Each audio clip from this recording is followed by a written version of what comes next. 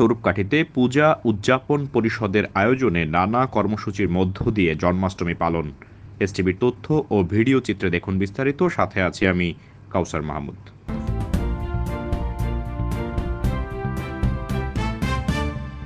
স্বরূপকাঠি উপজেলা পূজা উদযাপন পরিষদের আয়োজনে নানা কর্মসূচির মধ্য দিয়ে জন্মাষ্টমী পালন করা হয়েছে।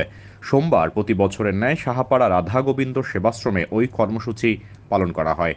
অনুষ্ঠানের ব্যয় সংকোচন করে উদ্ধৃত অর্থ বানবাসী মানুষের জন্য দান করা হয়েছে। পূজা পার্বণ ও গীতা আলোচনা শেষে আলোচনা সভা অনুষ্ঠিত হয়। উপজেলা পূজা উদযাপন পরিষদের সভাপতি শশাঙ্ক রঞ্জন সমাদ্দারের সভাপতিত্বে অনুষ্ঠান সঞ্চালনা করেন মানিকলাল সরকার।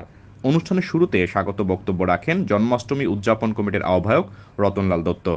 অনুষ্ঠানে শুভেচ্ছা বক্তব্য রাখেন পৌর বিএনপির সভাপতি শফিকুল ইসলাম ফরিদ, উপজেলা বিএনপির যুগ্ম আহ্বায়ক নাসির উদ্দিন তালুকদার, পৌর জামায়াতের সভাপতি মাওলানা জহিরুল ইসলাম, সম্পাদক নুরুল আমিন।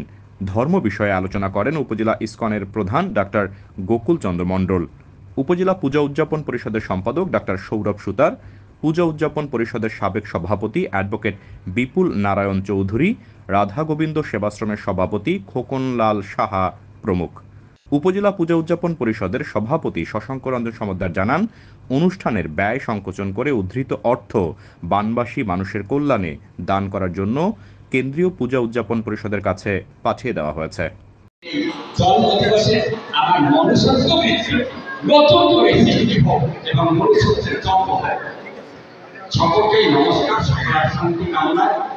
ওম নমঃ বিষ্ণুবস্তু, ওম সর্বসন্ত ভব, ওম সর্বশক্তি নিরাময়, সর্বশক্তি নিরাময়, ওম শান্তি, ওম শান্তি, ওম শান্তি। নমস্কার।